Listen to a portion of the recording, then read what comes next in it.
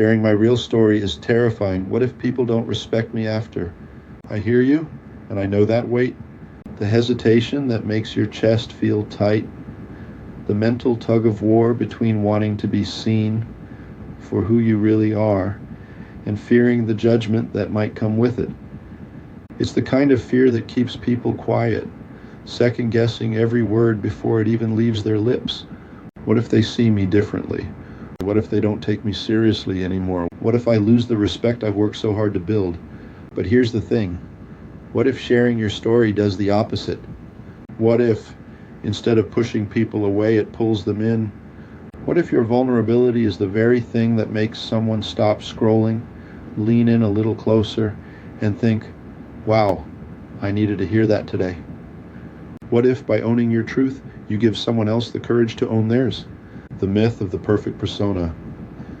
Somewhere along the way, we got the idea that respect is built on perfection, that we have to present ourselves as polished, put together, and free of flaws to be taken seriously.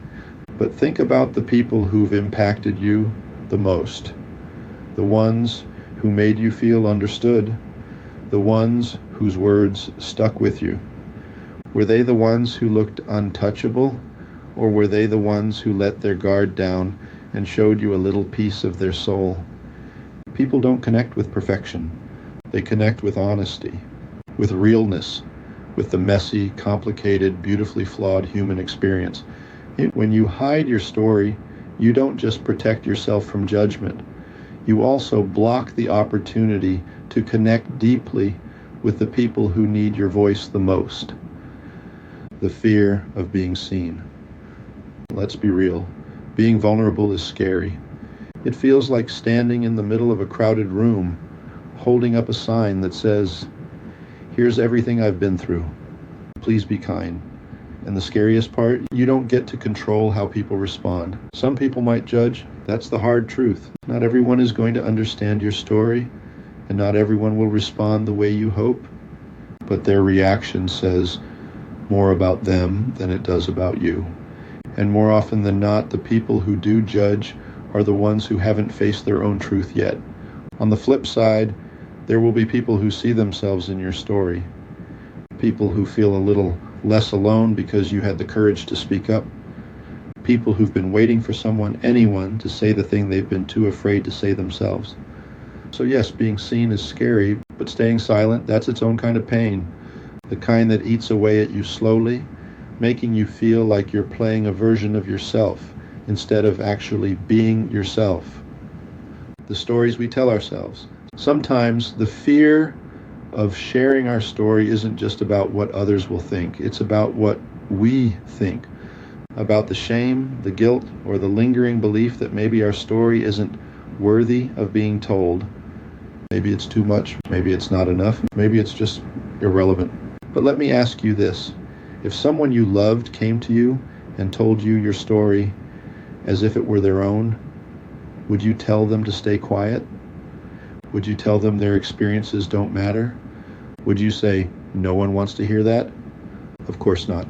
So why do we talk to ourselves that way? Your story is not something to be ashamed of. It's a testament to your strength, your resilience, your growth. And if you still feel like it's too raw, too painful, too unfinished, remember, every story is still unfolding. You don't have to have a perfect ending to share what you've learned along the way. Respect is built on courage, not concealment. There's this idea that vulnerability makes you weak, but the truth is, it takes extraordinary strength to be honest, to put yourself out there, to say, this is me, this is what I've been through, and I'm still here. People don't lose respect for those who own their story. If anything, they gain respect, because it takes guts to be real in a world that constantly pressures us to filter out the hard parts. Think about it.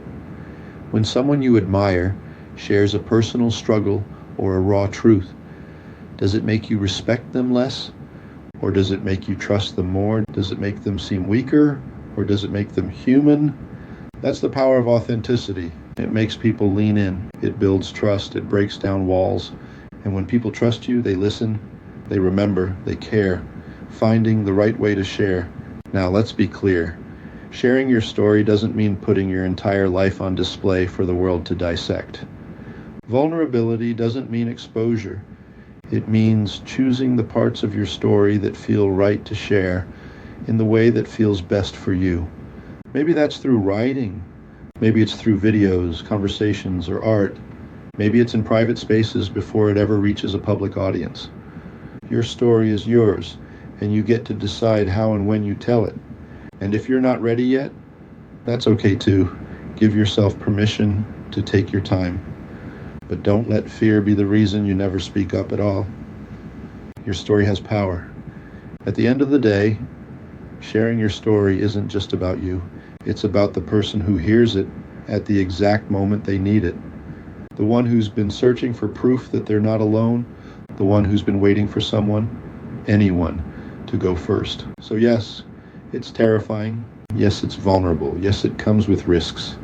But it also comes with impact, with connection, with the possibility that your words might be the exact thing someone else needed to hear to keep going. And that's worth the fear.